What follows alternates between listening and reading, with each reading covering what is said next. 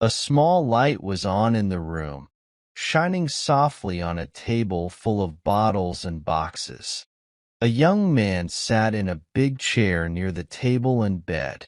He looked very tired, but when he touched the forehead of the little boy lying in bed, his face lit up with happiness. The boy was sick, but now his fever was going down. The man, named Louis Floride, was a strong and determined person. He worked as a deputy attorney in Paris and had been taking care of his sick son for 2 weeks without ever being late for work. His son was the most important thing to him, especially because his wife had left them. He had loved his wife and son very much, but his wife left him suddenly 2 years ago, leaving him heartbroken. Despite his pain, Louis worked hard and focused on taking care of his son. He tried to forget his wife, but it was hard because their son looked like her. Louis worked during the day and stayed with his son at night, giving him all the love he could. In the 2 years since his life fell apart, Louis had struggled to find a reason to keep going. His son Raymond was the only thing that kept him going. Without Raymond, he might have become very strict and tough like the laws he worked with. He couldn't forget about Jacqueline, but he tried hard to remember only the bad things she did. In the past 2 weeks, he had thought a lot about her. He imagined how things would have been different if she had stayed. They could have taken care of Raymond together and found comfort in each other. They would have been happy when Raymond started feeling better. But she didn't love him, and she didn't love their son. She had left them both behind. Rose, who had worked in the house since Louis got married, quietly came in and told him that Madame Varin was waiting for him in the library. Louis got up with a sigh, took one last look at his sleeping son, and left the room quietly, closing the door behind him. Madame Varin was a cheerful young widow, the sister of Dr. Chenel, who took care of Raymond like he was his own child. Madame Varin also cared a lot for Raymond and had a special fondness for Louis, who had some gray hair. Everyone in Passy thought Louis's wife was dead because she left him while he was living in Paris, and then he moved to Passy. He greeted Madame Varin warmly as he entered the room. "Thank you for coming, Madame Varin," he said with gratitude. The young woman smiled happily as she looked up at him and squeezed his hand. "I'm so glad to hear the good news Rose told me," she said excitedly. "Yes," Louis replied with a tired smile. "It's been a tough time. I don't think I could have lasted much longer." "You've been through a lot," she said sympathetically. "It hasn't been easy, and I can never thank your brother enough for all he's done for us," Louis said, his voice shaking with emotion. "He's been focused on Raymond for weeks. He's always talking about him," Madame Varin said, shaking her head. "2 days ago, he even went to see one of his old teachers to ask for advice. He worked late into the night trying different treatments." Louis nodded. "He told me that's when he came up with the idea that saved Raymond's life. I owe my son's life to your brother, Madame Varin," he said, his voice full of gratitude. "I'll never forget what he's done for us." "He's just happy to help," she replied gently. "He really cares about Raymond." Louis smiled warmly. "And you?" "I love that boy," she exclaimed. "He loves you too," Louis assured her.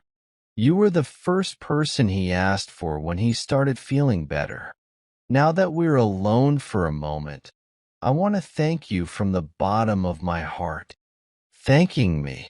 Why?" she asked. "For being a good friend," Louis replied.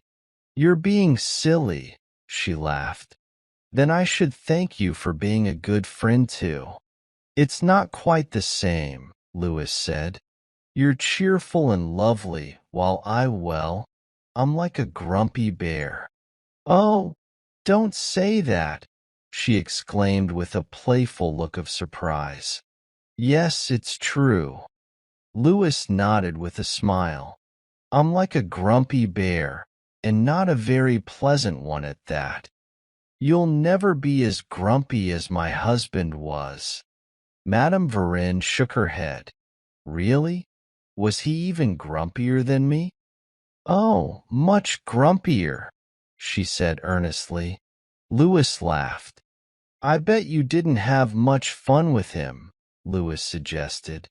No, I didn't, she replied firmly. But now, everything and everyone seems nice compared to him. Even me? Louis smiled. Yes, even you, she admitted with another smile. Just then, her brother came in and Louis greeted him warmly. The doctor's first questions were about Raymond, and Louis was happy with the answers. The doctor busied himself with his bag, while Louis tried to continue thanking them both. There, there, there, the doctor interrupted. We might benefit from our friendship too, you know? It's good to have a friend like you, especially in your job, he chuckled. Madame Varenne said goodbye and promised to come back in the morning. As she left, she looked back at Louis with a slightly sad expression and squeezed his hand. Then, the doctor turned to Louis with a serious look. Now that Raymond is safe, it's time for you to take care of yourself, my friend, the doctor said. Louis looked at the doctor in surprise. But I'm perfectly fine, he said. Oh no, you're not, the doctor replied firmly. You're overworking yourself and not getting enough exercise. You need a remedy. What kind of remedy? Louis asked, feeling uneasy. Every morning, no matter the weather, you must take a brisk 2-hour walk. But, my friend, you must walk quickly for 2 hours, the doctor insisted. And you must eat well. I can barely finish a piece of meat for lunch. Louis protested. I'll let you skip today, but starting tomorrow, you must eat too, the doctor continued firmly, ignoring the interruption. Louis hadn't eaten lunch for about 8 hours, so this wasn't much of a compromise. I can't possibly do that, Louis declared. Yes, you can, the doctor said confidently, frustratingly sure of himself. On your way home every evening, you must stop by the fencing school, fence for 30 minutes, take a cold shower, and then walk home. Walk? All the way to Passy? Yes, all the way to Passy. My dear doctor, Louis smiled sympathetically. I simply can't do what you're asking. I don't have the time. Then you must get married, the doctor said calmly. Louis stared at him in surprise for a moment before laughing. You need some kind of distraction, the doctor explained seriously. You've been married before, Louis flinched at the reminder, so you can do it again. A solitary life isn't good for you. Look for a cheerful woman who will make you feel young again and be a mother to your child. I have a feeling, he smiled knowingly, that you won't have trouble finding her. Suddenly, Louis understood what his friend was thinking. He realized he needed to confide in him, to share a story he had kept hidden for so long. For a moment, he struggled to find the words, overwhelmed with emotion. My friend, I should have told you sooner, Louis said, his voice trembling. I'm not a widower. Dr. Chinnell was stunned. Not a widower, he gasped. My wife is alive, Louis confessed in a low, shaky voice. After 3 years of marriage, she left me for another man. I came home one day and found them together. They fled in fear. I I wanted to hurt them both, but they ran away. The doctor tried to offer some words of sympathy, but he was too shocked to speak. I've thought about telling you before, but I couldn't bring myself to talk about it, Louis continued miserably, laying his hand on his friend's arm. You can't imagine how miserable I've been. Do you still love her? The doctor asked gently. Louis bowed his head, hiding the pain on his face, and gestured in despair. I can't stop loving her. I've tried so hard to forget her, but she was everything to me. I can't describe how much I've suffered. I felt like dying, but I couldn't because of my son. I had to stay alive for him. If I lost him, Louis choked up and turned away abruptly. He'll be up and about in a week, the doctor said softly. Thanks to you, doctor. Thanks to you, Louis exclaimed, tears of gratitude shining in his eyes as he turned to his friend with both hands outstretched. You've saved both of our lives. They held onto each other's hands tightly when Rose appeared at the door to announce that Master Raymond was awake. They rushed off to the sick room arm in arm.